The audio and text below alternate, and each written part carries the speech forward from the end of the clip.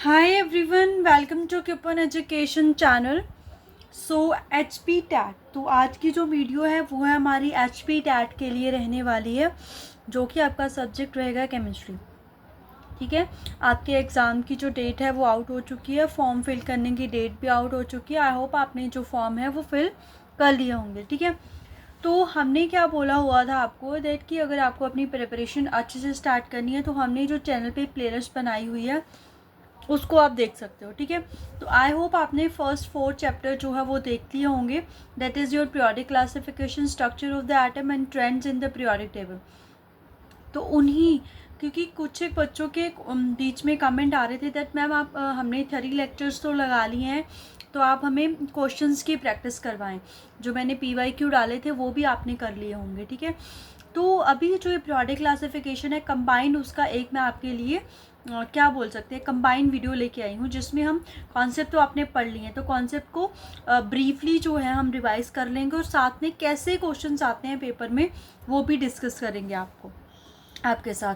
तो यहाँ पे मैंने पीरियोडिक टेबल बनाया हुआ है, जैसा कि आप देख सकते हो। आपको इसके बारे में डिटेल इन्फॉर्मेशन होगी अगर आपने क्लासेस लगा ली है। तो अगर कोई बच्चा फर्स्ट टाइम ये वाली वीडियो देख रहा है तो उसको मैं सजेस्ट करूँगी, डिस्क्रिप्शन बॉक्स में आपको प्लेलिस्ट का लिंक दिया गया है, तो आप पहले वो चैप्टर्स देख के आए फिर उस वीडियो को देखना। ठीक है, तब आपको ये ईजी लगेगी। अदरवाइज़ इसको, क्योंकि इसमें थोड़ा सा मैं फास्ट करवाऊंगी तो चीज़ें आपको थोड़ी सी मुश्किल लग सकती है, तो इसलिए आप उसको एक बार वीडियोस को देख के आएँ। ठीक है, उसमें आपको सब बताया गया कैसे आपको ग्रुप वाइज एलिमेंट को याद करना है, एस ब्लॉक को कैसे कर सकते हो, डी ब्लॉक को, पी ब्लॉक को, एफ ब्लॉक को, इनकी जनरल इलेक्ट्रॉनिक कॉन्फ़िगरेशन क्या है। ठीक है, कैसे कैसे हमारे पास हमारे जो अगर हम बात करें पीरियोडिक टेबल हमारे पास आया था। ठीक है, तो यहाँ पे अगर मैं बात करूँ, सबसे पहले हमारे पास जैसे ये पीरियोडिक टेबल है। ठीक है, तो आप देख रहे होंगे यहाँ पे लिखा होने 1 2 3 4 5 6 7। ये आपको पता होगा S block, D block, F block and P block and F block, ऐसे हमारे पास एफ ब्लॉक्स होते हैं। ठीक है, अब नंबर ऑफ ग्रुप, सबसे पहले मैं लिख रही हूँ नंबर ऑफ ग्रुप्स। तो हमारे पीरियोडिक टेबल में टोटल नंबर ऑफ ग्रुप्स कितने हैं? 18। और अगर कोई पूछे नंबर ऑफ पीरियड, ठीक है, कोई पूछे नंबर ऑफ पीरियड, तो पीरियड है हमारे पास 7। अब ये कैसे ग्रुप और पीरियड की बात हम किस वे में कर रहे हैं? जैसे ये हमारे पास नीचे को वर्टिकली कॉलम होते हैं जो हमारे पास। ठीक है, क्या होता है हमारे वर्टिकली कॉलम,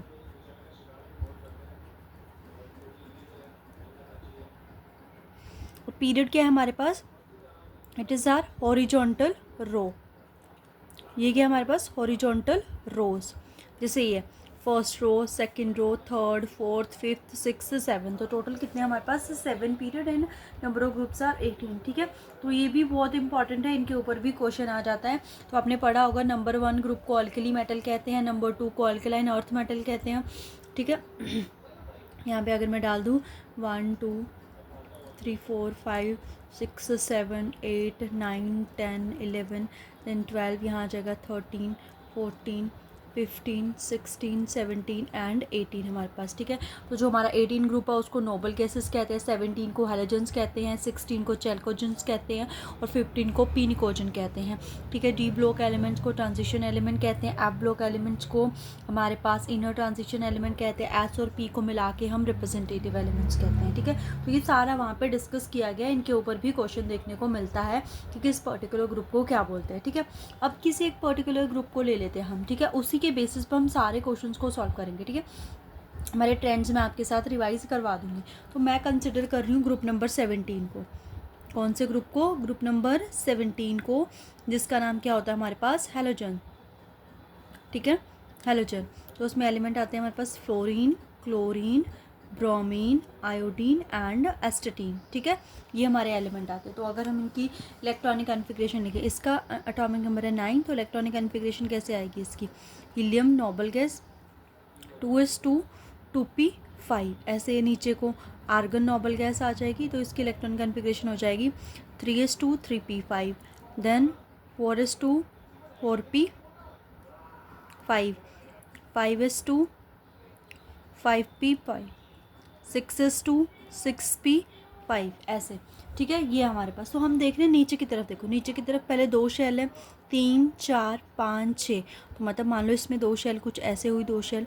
उसके बाद 3 वाले में कैसे होंगे? 1 2 देन 3 4 कैसे होंगे, 1 2 3 4। तो हम क्या देख रहे हैं, डाउन द ग्रुप, यही चीज़ हमने सीखनी है, ठीक है। डाउन द ग्रुप क्या हो रहा है हमारे पास, हम यहाँ लिखेंगे डाउन द ग्रुप।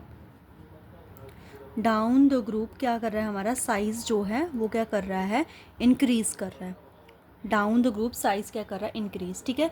तो अगर डाउन द ग्रुप मतलब कि हम ऐसे चल रहे हैं नीचे की तरफ, नीचे की तरफ, साइज़ क्या कर रहा है, इंक्रीज़। अब अगर कोई बोले अलोंग द पीरियड, ऐसे इस तरफ को, इस तरफ को, इस तरफ को, तो अलोंग द पीरियड, ठीक है, along the period. Along the period क्या करता है, हमारा जो साइज़ है वो डिक्रीज़ करेगा। इस चीज़ को आपने याद रखना है। Down the group size increase करता है, along the period size decrease करता है, ठीक है। ये इंपॉर्टेंट रिजल्ट है, इसी के बेसिस पे हम सारे क्वेश्चन आगे जाके सॉल्व करेंगे।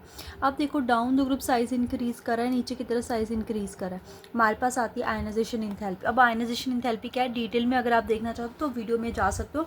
हमने यहाँ पे क्वेश्चन सॉल्व करने हैं, तो उसके लिए मैं आपके लिए यहाँ पे रिविजन करके आपको क्वेश्चन सॉल्व करवाऊंगी, ठीक है। तो आयनाइजेशन एंथैल्पी होती है हमारे पास इलेक्ट्रॉन को रिमूव करने की, ठीक है।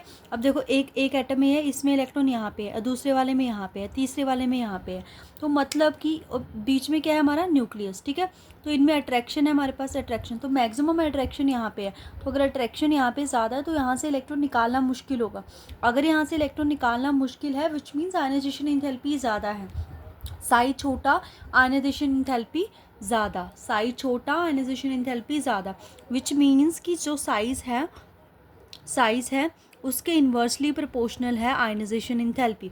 बस ये याद रखना है, इसी के बेस पे सारे क्वेश्चन हो जाएंगे। तो अगर कोई पूछे डाउन द ग्रुप क्या करेगी ionization enthalpy, down the group size increase कर रहा है तो आयनाइजेशन एंथैल्पी क्या करेगी, decrease. Along the period size decrease कर रहा है, तो साइज अगर डिक्रीज करेगा आयनाइजेशन एंथैल्पी क्या कर जाएगी, इंक्रीज कर जाएगी, ठीक है। ये उसके बाद आती है इलेक्ट्रॉन गेन एंथैल्पी हमारी।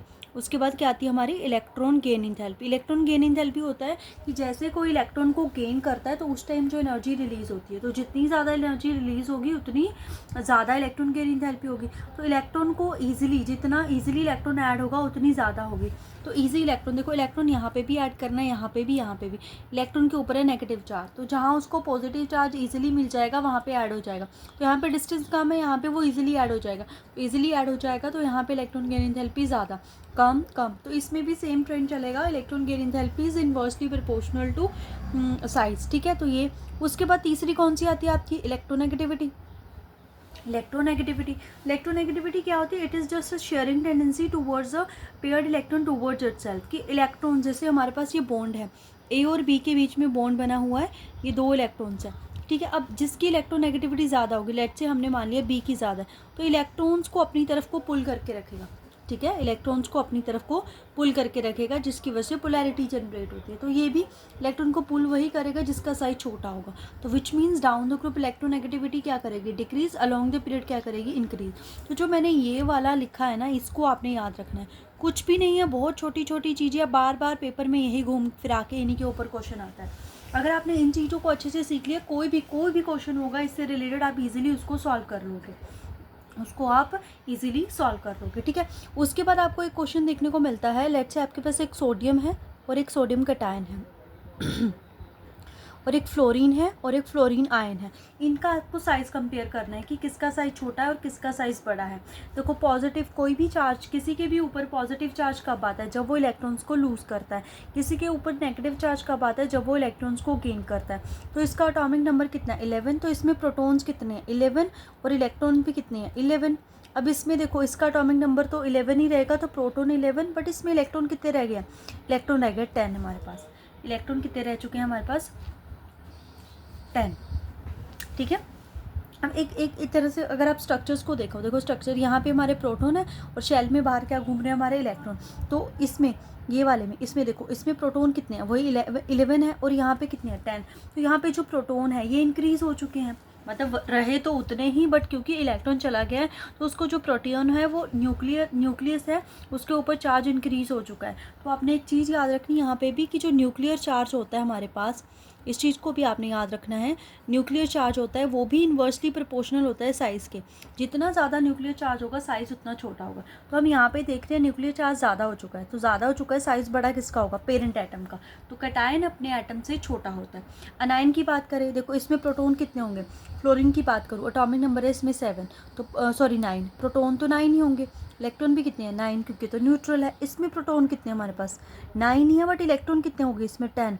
अब देखो बाहर की तरफ चार्ज पड़ चुका है, न्यूक्लियस पे तो 9 ही है, अब यहाँ पे 10 हो चुका है, तो बाहर की तरफ चार्ज पड़ चुका है, बाहर की तरफ चार्ज पड़ चुका है, तो इसका साइज़ बड़ा हो जाएगा, इसका साइज़ क्या हो जाएगा, बड़ा। तो इस चीज़ को भी आपने याद रखना है। अनायन का साइज, जितना ज़्यादा नेगेटिव चार्ज किसी के ऊपर होता है उसका साइज़ उतना बड़ा होता है, और जितना ज़्यादा पॉजिटिव चार्ज होता है उसका साइज़ उतना छोटा होता है। तो एक तो ये वाली चीज़ें आपने सीखनी है, ठीक है। ये था पीरियोडिक टेबल से रिलेटेड जितनी भी चीज़ें आपको इसके बारे में आइडिया होना चाहिए, ठीक है। अब एक चीज़ मैंने ये बताई है, देखो अलोंग द पीरियड जो है वो साइज़ डिक्रीज़ कर रहा है, विच मीन जब जैसे जैसे हम इस तरफ जा रहे हैं तो साइज़ इस तरफ जा रहे हैं तो साइज़ क्या कर रहा है, डिक्रीज, ओके, डिक्रीज़ कर रहा है। लाइक ऐसे देखो, ये पहला आइटम होगा, उसके बाद लेट से ये दूसरा आइटम होगा, तीसरा आइटम होगा, ऐसे करके छोटा छोटा साइज़ होता जा रहा है। अब इसमें से इलेक्ट्रॉन को निकालना है, देखो यहाँ से भी इलेक्ट्रॉन निकलेगा, इसमें से भी इलेक्ट्रॉन निकलेगा। हमने देखना है कि जो टेंडेंसी है इलेक्ट्रॉन्स को रिमूव करने की वो किस तरफ ज़्यादा है। देखो इस तरफ को क्या हो रहा है, इलेक्ट्रॉन और प्रोटॉन के बीच में अट्रैक्शन जो है वो ज़्यादा हो रही है, साइज छोटा हो रहा है, तो यहाँ से इलेक्ट्रॉन निकालना मुश्किल हो जाएगा। तभी तो इलेक्ट्रॉन आयनाइजेशन एंथैल्पी निकल ज़्यादा होती है, तो इलेक्ट्रॉन को रिमूव करने की टेंडेंसी इस तरफ क्या कर रही है, कम, ज़्यादा हो रही है। डाउन द ग्रुप क्या कर जाएगी, इंक्रीज, क्योंकि ये देखो साइज़ बड़ा हो रहा है, अट्रैक्शन कम हो रही है, तो ईजिली इलेक्ट्रॉन निकल जाएगा। एक चीज़ ये पता होनी चाहिए आपको, एक चीज़ आपको ये पता होनी चाहिए, लेट्स से आपके पास क्या है, NaOH, ठीक है। आपको NaOH के बारे में आप फेमिलियर तो होते हो। सोडियम क्या है, मेटल, ये इसका ऑक्साइड, ठीक है, मेटल का ऑक्साइड, मेटल ऑक्साइड। तो मेटल का ऑक्साइड क्या होता है हमारे पास, ये किस नेचर का होता है, बेसिक। बस अगर आपने ये याद कर लिया, नॉन मेटल का क्या हो जाएगा, नॉन मेटल का ऑक्साइड क्या हो जाएगा हमारा, एसिडिक। मेटल का oxide is basic, non metal का क्या हो जाएगा, एसिडिक। अब आप ध्यान से, अगर आपको पीरियोडिक टेबल आप ध्यान से देखोगे, इस तरफ हम बोलते हैं अल्कली मेटल और alkaline earth metal, which means इस तरफ हमारी मेटल्स है, इस तरफ मेटल्स है, इस तरफ मेटल्स है, बीच में भी मेटल्स है, इस तरफ हमारी नॉन मेटल्स आती है, मेटल्स, और इस तरफ आती है हमारी नॉन मेटल। विच मीन जब हम इस तरफ जा रहे हैं, इस तरफ जा रहे हैं, मेटल से हम नॉन मेटल की तरफ जा रहे हैं, तो ऑक्साइड्स क्या हो रहे हैं, यहाँ पे बेसिक है मेटल के ऑक्साइड, तो इस तरफ हमारे पास जो मेटेलिक ऑक्साइड है, कैसे, एसिडिक मेटेलिक ऑक्साइड, उनकी स्ट्रेंथ जो है वो इंक्रीज़ हो रही है इस तरफ को। और अगर हम डाउन द ग्रुप बात करें, तो डाउन द ग्रुप क्या होता है हमारे पास, जो बेसिक कैरेक्टर है मेटल्स का वो इंक्रीज़ करता है। एक और बात, इस तरफ देखो मेटल है, इस तरफ नॉन मेटल है, तो इस तरफ को नॉन मेटेलिक कैरेक्टर भी इंक्रीज़ हो रहा है। तो अगर along the period non metallic character increase हो रहा है, तो डाउन द ग्रुप क्या करेगा, डिक्रीज़ करेगा। और नॉन मेटेलिक कैरेक्टर इस तरफ को इंक्रीज़ कर रहा है, तो मेटेलिक कैरेक्टर नीचे की तरफ इंक्रीज़ करेगा। तो ये सारी चीज़ें हैं, ठीक है। आई होप आपको ये समझ में आए होंगी, ये बहुत इंपॉर्टेंट है, ये छोटी छोटी चीज़ें, ये छोटी छोटी चीज़ें आपने कर ली। अब कोई भी क्वेश्चन, कैसा भी क्वेश्चन आपके पास फ्रेम हो जाए, आप इजीली उसको सॉल्व करोगे, ठीक है। मेन बात है आपको ये पीरियोडिक टेबल का आइडिया होना चाहिए, कौन से ग्रुप में कौन सा एलिमेंट होना चाहिए, तभी आप ये क्वेश्चन सॉल्व कर पाओगे, ठीक है। तो इसके लिए मैंने शॉर्ट ट्रिक्स के साथ S block, P block, T block and F block elements को याद करवाया हुआ है, तो वो आप देख सकते हो, ठीक है। तो अभी हमने जितना भी पीरियोडिक टेबल से रिलेटेड हमको जो भी जानना था वो हमने देख लिया, ठीक है। और क्या हो सकता है पीरियोडिक टेबल से रिलेटेड, और हमारे पास होता है कि कौन कौन से साइन टेस्ट आए थे, ठीक है। मॉडर्न पीरियोडिक लॉ हमारा एटॉमिक नंबर के ऊपर बेस्ड है, जो कि हेनरी मोजले ने दिया था। फिर उसके बाद न्यूलैंड, डॉबेराइनर, इससे पहले थे मतलब वो मेंडली, उनके बारे में, तो वो हमने थ्योरी लेक्चर में डिटेल में आपको बताया हुआ है। उनके रिलेटेड कैसे क्वेश्चन आता है वो भी डिस्कस किया हुआ है। तो हम यहाँ पे मोस्ट इंपॉर्टेंट क्वेश्चन, जैसे क्वेश्चन मतलब वो वाले क्वेश्चन जो कि हर बार चाहे जून का पेपर हो, नवंबर दिसंबर वाला पेपर हो, हर बार वैसे क्वेश्चन देखने को मिलते हैं, तो वो मैं क्वेश्चन यहाँ पे लेके आई हूँ, ठीक है। अब देखो सबसे पहला क्वेश्चन जो मैंने यहाँ पे लिखा हुआ है, that is lowest ionization enthalpy, कि जो अल्कली मेटल है, हैलोजेंस है, चैल्कोजेंस है, इनमें से सबसे कम लोएस्ट आयनाइजेशन एंथैल्पी किसकी होगी। अब ध्यान से देखना, alkali metal this one group number 1, chalcogen is group number 16 and halogen is group number 17। तो हैलोजन्स और चैल्कोजन्स तो यहाँ पे पड़े हुए हैं, तो इस तरफ आयनाइजेशन एंथैल्पी क्या करती है, आयनाइजेशन एंथैल्पी इलेक्ट्रॉन्स को रिमूव करने वाली है, ठीक है। इस तरफ को साइज क्या करता है, डिक्रीज, तो साइज तो डिक्रीज कर गया, तो ionization enthalpy increase, which means इनकी तो आयनाइजेशन एंथैल्पी क्या होगी, ज़्यादा। तो सबसे कम किसकी होगी, अल्कली मेटल्स की, जो इस तरफ पड़ा हुआ है ये इसकी, अल्कली मेटल्स की। और अगर अल्कली मेटल में भी पूछा जाए तो हमारे पास एलिमेंट होता है लास्ट में, यहाँ पे सीजियम एलिमेंट आता है हमारा, कौन सा आता है, सीजियम। तो सीजियम की सबसे कम आयनाइजेशन एंथैल्पी होती है पूरे पीरियोडिक टेबल में, दैट्स वाई सीजियम को फोटोवोल्टाइक सेल में भी यूज़ किया जाता है। ये भी क्वेश्चन आता है, ठीक है। और अगर सबसे ज़्यादा पूछे आयनाइजेशन एंथैल्पी किसकी है, तो इसकी होगी, कौन सा ग्रुप है, ग्रुप नंबर 18। और ग्रुप नंबर 18 को क्या बोलते हैं, ग्रुप नंबर 18 को हम बोलते हैं अपना नोबल गैसेज, इनर्ट गैसेज या जीरो पीरियड, ठीक है। उसके बाद देखो मैंने ये लिखा हूँ most electronegative element, very very important है, इसमें बच्चे बहुत ज़्यादा कन्फ्यूज़ हो जाते हैं। मोस्ट इलेक्ट्रोनेगेटिव एलिमेंट है हमारे पास फ्लोरीन, कौन सा है, फ्लोरीन, या फिर हमने ऐसे याद करा हुआ FON, फोन से, फ्लोरीन तो मोस्ट इलेक्ट्रोनेगेटिव हो गया, सेकंड वाला oxygen, and then third one is nitrogen. अब मोस्ट इलेक्ट्रॉन गेन इंथैल्पी, सबसे ज़्यादा इलेक्ट्रॉन गेन इंथैल्पी किसकी है, क्लोरीन की, इसको आपने याद रखना है, किसकी है, क्लोरीन की। इसमें बच्चे बहुत ज़्यादा कंफ्यूज हो जाते हैं, ठीक है। इलेक्ट्रॉन गेन इंथैल्पी क्लोरीन की है, इलेक्ट्रोनेगेटिविटी फ्लोरीन की है। अब देखो यहाँ पे ये लेफ़्ट टू राइट चल रहे हैं, कि जब भी हम पीरियोडिक टेबल में लेफ़्ट टू राइट चलते हैं, यहाँ पे लिख सकते हैं हम अलोंग द पीरियड भी आ सकता है, ये भी बहुत ही फेवरेट है HP टेट वालों का क्वेश्चन, ठीक है।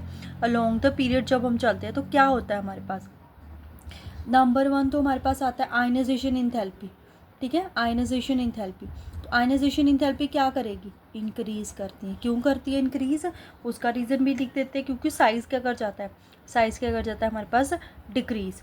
उसके बाद और क्या होता है हमारे पास, नंबर ऑफ वैलेंस इलेक्ट्रॉन, और क्या होते हैं हमारे, नंबर ऑफ वैलेंस इलेक्ट्रॉन। देखो वैलेंस इलेक्ट्रॉन, इसमें वैलेंस इलेक्ट्रॉन ग्रुप नंबर 1 में 1 होते हैं, 2 में 2 होते हैं, इनको बीच में छोड़ दो, इसमें 13 में 3, 4, 5, 6, 7, तो इस तरफ नंबर ऑफ वैलेंस इलेक्ट्रॉन क्या कर रहे हैं, इंक्रीज़ कर रहे हैं नंबर ऑफ वैलेंस इलेक्ट्रॉन, ठीक है। उसके बाद हमारे पास D आता है, अगर हम बोले मेटालिक करेक्टर, ठीक है, और क्या बोल सकते हैं हम अपना मेटालिक करेक्टर, मेटालिक करेक्टर। तो इस तरफ को लेफ़्ट टू राइट, तो क्योंकि यहाँ मेटल्स है, यहाँ नॉन मेटल है, तो अगर हम इस तरफ जा रहे हैं तो नॉन मेटल्स आ रही है हमारे पास, तो अगर नॉन मेटल आ रही है तो इस तरफ मेटालिक करेक्टर क्या करता है, डिक्रीज़ कर जाएगा, मेटालिक करेक्टर क्या कर जाएगा, डिक्रीज़ कर जाएगा। और हम बोल सकते हैं नॉन मेटालिक करेक्टर इंक्रीज़ कर जाएगा, नॉन मेटालिक जो करेक्टर है वो इंक्रीज़ कर जाएगा, ठीक है। और हम क्या बोल सकते हैं, और हम बोल सकते हैं एक होता है रिड्यूसिंग एजेंट और एक होते हैं हमारे पास ऑक्सीडाइजिंग एजेंट। देखो मेटल्स है, राइट, हमारे पास मेटल्स है, तो मेटल्स का नेचर होता है इलेक्ट्रॉन लूज़ करने का, तो जो भी कोई इलेक्ट्रॉन लूज़ करता है उसकी होती है ऑक्सीडेशन। तो अगर मेटल की ऑक्सीडेशन हो रही है तो वो रिड्यूसिंग एजेंट है, ये उल्टा होता है, ठीक है। रिडॉक्स रिएक्शन में आ गया, अगर अभी तक आपने चैप्टर नहीं पढ़ा है तो आपको वहाँ पे डिटेल में मिल जाएगा कैसे ऑक्सीडेशन क्या होती है, रिडक्शन क्या होता है, रिड्यूसिंग एजेंट, ऑक्सीडाइजिंग एजेंट क्या होता है। तो जिनकी भी ऑक्सीडेशन होती है वो रिड्यूसिंग एजेंट होते हैं, which means metals are reducing agent. तो इस तरफ क्या हो रहा है, इस तरफ तो नॉन मेटल्स आ रहे हैं, विच मीन्स इस तरफ को हमारा ऑक्सीडाइजिंग कैरेक्टर वो क्या कर रहा है, इंक्रीज़ कर रहा है। तो इस तरफ को हम बोलेंगे कि जो ऑक्सीडाइजिंग कैरेक्टर है हमारा वो क्या कर रहा है, इंक्रीज़। और अगर कोई बोले रिड्यूसिंग जो नेचर है या रिड्यूसिंग जो कैरेक्टर है रिड्यूसिंग कैरेक्टर वो क्या कर जाएगा, decrease, but down the group increase, और ये उल्टा हो जाएगा, ठीक है। तो ये बहुत ही इंपॉर्टेंट चीज़ें आपके पास कि जब भी आप लेफ़्ट टू राइट चल रहे हैं, इसके ऊपर उन्होंने आपको हमेशा वो क्वेश्चन डालेंगे, 3-4 चीज़ें डाल देंगे, एक कुछ एक गलत लिखी होगी। देखो एक ना वो ये भी लिख देते हैं कि atom loose electron easily, electron lose electron easily वो लिखते हैं, पर हम यहाँ लिखेंगे कि डिफ़िकल्ट, यहाँ पे इस तरफ को इलेक्ट्रॉन लूज़ करना डिफ़िकल्ट हो जाता है। मतलब ये बताना चाह रहे हैं हमें इलेक्ट्रॉन लूज़ करना का मतलब कि आयनाइजेशन इंथैल्पी ज़्यादा हो रही है, तो ज़्यादा ही होगी क्योंकि साइज छोटा होता है, तो आयनाइजेशन इंथैल्पी क्या कर जाती है, डिक्रीज़ कर जाती है, ठीक है। तो ये बहुत ही इंपॉर्टेंट चीज़ें हैं, यहाँ से पक्का 101% श्योर हूँ मैं कि क्वेश्चन पेपर में देखने को मिलता ही मिलता है आपके पास। अब ये typical element, I think so ना, मैंने जब आपको जो ये मैंने सीरीज स्टार्ट करी है उसमें ना मैंने टिपिकल एलिमेंट्स ना आपको सेकंड पीरियड के बोल दिया है, ठीक है। एक्चुअली मेरे को उस टाइम शायद में भी कोल्ड हुआ था, तो कोल्ड में कभी कभी दिमाग काम करना बंद कर देता है, शायद उस वजह से मैंने वहाँ पे सेकंड पीरियड बोल दिया था। वो जो टिपिकल एलिमेंट्स होते हैं वो बिलोंग करते हैं हमारे पास थर्ड पीरियड से, ठीक है, थर्ड पीरियड से। देखो टिपिकल्स क्या होते हैं कि जो टिपिकल बोलते हैं ना कि वो इंसान बड़ा टिपिकल है, मतलब एक प्रॉपर उसमें रहता है कि जिसमें जैसे घर में जैसा मतलब एक प्रॉपर टिपिकल इंडियन लड़की जैसे अगर मैं बोलूँ तो वो कौन होती है कि जो एक प्रॉपर मतलब जो इंडियन कल्चर है उसको फॉलो करे, है ना, एक तरह से। वैसे टिपिकल एलिमेंट्स वो होते हैं कि पूरे ग्रुप में वो वाले एलिमेंट जो पूरे ग्रुप वाली प्रॉपर्टीज़ को क्या करते हैं, फॉलो करते हैं, ठीक है। तो जो यहाँ पे आते हैं, देखो ये हमारे थर्ड पीरियड के एलिमेंट, यहाँ पे आता है सोडियम, नहीं जस्ट अ सेकेंड, मैंने ये ठीक लिखा है मैंने, ये वाली चीज़ें इसमें नहीं आनी थी, मेरे से एक एक्स्ट्रा बॉक्स बना हुआ है, ठीक है। ये वाला बॉक्स यहाँ पे नहीं आना था, मतलब हमारा पीरियोडिक टेबल यहाँ से स्टार्ट होना था, ठीक है, यहाँ से स्टार्ट होना था। ये वाली लाइन को मैं क्रॉस कर देती हूँ, अब थोड़ा गंदा लगेगा ये, बट ये नहीं है हमारे पास, ठीक है, ये नहीं है यहाँ पे लाइन। ये आपको पीरियोडिक टेबल के बारे में पता ही होगा ऐसे, ठीक है। तो ये सोडियम, यहाँ पे आता है हमारा मैग्नीशियम, यहाँ पे क्या आता है हमारा मैग्नीशियम, यहाँ पे आता है हमारे पास एल्यूमिनियम, यहाँ पे आता है हमारे पास फॉस्फोरस, यहाँ पे आता है हमारे पास नहीं, यहाँ पे आता है सिलिकॉन, यहाँ पे आता है हमारे पास फॉस्फोरस, यहाँ पे आता है सल्फ़र, और यहाँ पे आता है क्लोरीन, और यहाँ पे हमारे पास क्या आ जाता है आर्गन। तो टोटल थर्ड पीरियड में एलिमेंट कितने आ रहे हैं, 1 2 3 4 5 6 7 8 एलिमेंट। तो ये जो सारे के सारे एलिमेंट है जो जैसे ग्रुप में बाकी के एलिमेंट बिहेव करते हैं वैसे करते हैं, क्योंकि जो सेकंड पीरियड के एलिमेंट है, सेकंड पीरियड में कौन कौन सा आ जाएगा, लिथियम आ जाएगा, यहाँ पे बेरिलियम आ जाएगा, यहाँ पे बोरोन आ जाएगा, कार्बन आ जाएगा, नाइट्रोजन आ जाएगा, ऑक्सीजन आ जाएगा, फ्लोरीन आ जाएगा, और यहाँ पे मैं बात करूँ यहाँ पे आ जाएगा हमारा नियोन। तो ये जो ग्रुप अगर आपको पता होगा कि जो फर्स्ट एलिमेंट होते हैं, ये भी हमने पढ़ा हुआ है, मतलब थ्योरी लेक्चर में, एनॉर्मलस बिहेवियर शो करते हैं। जो सेकंड पीरियड के एलिमेंट है वो तो बाकी ग्रुप से मिलते ही नहीं है, तो इसीलिए थर्ड पीरियड के जो एलिमेंट है उनको टिपिकल एलिमेंट्स बोला जाता है। तो उस मिस्टेक के लिए मैं यहाँ पे सॉरी बोलती हूँ, ठीक है। तो ये भी काफ़ी सारे बच्चों को कन्फ्यूजन हो रही थी कि मैम ने तो वहाँ पे सेकंड बोल दिया, बट पढ़ाते टाइम हमें थर्ड बताया गया था, तो थर्ड ही है उसका आंसर, उसमें आपने कन्फ्यूज़ नहीं होना। This is also very very important question, इसके ऊपर भी बड़ा क्वेश्चन देखने को मिलता है। अब देखो पीरियोडिक स्ट्रक्चर ऑफ एटम का, जो कि सबसे इम्पॉर्टेंट क्वेश्चन है आपके पास, आइसोटोप, आइसोबार, आइसोटोन्स, ये भी एचपी टैट वालों का one of the favourite question है। ये क्या है, one of the favourite question है ये एचपी टैट वालों का। देखो आइसोटोप, आइसोटोप का मतलब होता है सेम, है ना, ये आपने थ्योरी लेक्चर में देख लिया होगा। कैसे मैंने याद करवाया हो, इसमें भार है तो भार का मतलब होता है एटॉमिक मास, तो इसमें क्या होता है, सेम मास नंबर और डिफरेंट एटॉमिक नंबर। इसमें क्या आ जाएगा, सेम एटॉमिक नंबर और different mass number, different mass number. जैसे एग्जांपल हमारे पास हाइड्रोजन के आइसोटोप, ठीक है, हाइड्रोजन के isotope, atomic number 1 1 1, mass number is 1 2 3, protium, deuterium and tritium, very very important है। और ट्रिटियम जो है वो हमारे पास रेडियो एक्टिव इन नेचर होता है, ठीक है। और सीधा ऐसा भी क्वेश्चन आ जाता है कि प्रोटियम किसका एग्जाम्पल है, तो ये आइसोटोप का एग्जाम्पल है, ओके। और इसमें एक इम्पॉर्टेंट है कि जो कोबाल्ट एलिमेंट है उसके जो आइसोटोप है वो कैंसर ट्रीटमेंट में यूज़ होते हैं। कहाँ पे यूज़ होते हैं, कैंसर ट्रीटमेंट में, ठीक है। और उसके बाद हमारे पास यूरेनियम एक एलिमेंट है, उसके भी आइसोटोप होते हैं, वो कहाँ पे यूज़ होते हैं, न्यूक्लियर रिएक्टर में। कहाँ पे यूज़ होते हैं, न्यूक्लियर रिएक्टर में, क्योंकि ये सारी चीज़ें एनसीईआरटी बुक्स में मेंशन है, that's why very very important है। उसके बाद आइसोबार जैसे मैं लिखूँ calcium, calcium is atomic number 20, mass number is 40। मैं पोटाशियम लिखूँ, atomic number is 19, mass number is 40, ठीक है। तो यहाँ पे ये नीचे हमारा एटॉमिक नंबर होता है, तो एटॉमिक नंबर तो सेम नहीं है, बट हमारे पास क्या है, मास नंबर सेम, तो ये आइसोबार। यहाँ पे देखो एटॉमिक नंबर सेम, तो ये आइसोटोप, ठीक है। तो आइसोटोप, आइसोबार। और एक बात आती है कि जो आइसोटोप होते हैं हमारे पास, ठीक है, इसमें ये पूछा जाता है कि उनकी फिजिकल प्रॉपर्टी डिफरेंट होती है या फिर केमिकल प्रॉपर्टी डिफरेंट होती है। देखो जो केमिकल प्रॉपर्टी है वो तो सेम होती है हमारे पास, ठीक है, बिकॉज जो अगर हम बात करें, क्योंकि केमिकल प्रॉपर्टी मोस्टली इलेक्ट्रॉन के ऊपर डिपेंड करती है, तो number of electrons are same in isotopes, ठीक है, नंबर ऑफ इलेक्ट्रॉन जो है वो सेम होता है, तो इनकी केमिकल प्रॉपर्टी सेम होती है बट फिजिकल प्रॉपर्टी डिफरेंट होती है। ये भी कई बार क्वेश्चन आया हुआ है कि जो आइसोटोप है उसकी कौन सी प्रॉपर्टी डिफरेंट होती है, तो इनकी फिजिकल प्रॉपर्टी डिफरेंट होती है, केमिकल प्रॉपर्टी सेम होती है, ठीक है। उसके बाद आइसोटोन, वेरी वेरी इंपॉर्टेंट है, ये वेरी वेरी इंपॉर्टेंट करके मार्क करके रख लीजिएगा, हर एक पेपर में देखने को मिलते हैं यहाँ से क्वेश्चन। जैसे आपको बताया आइसोटोन्स मतलब कि ऐसी स्पीशीज जिसमें नंबर ऑफ इलेक्ट्रॉन्स क्या होते हैं हमारे पास सेम। जैसे मैंने लिखा nitrogen and carbon, atomic number is 7, atomic number is 14, atomic number is 6, यहाँ पे इसका मास नंबर 13।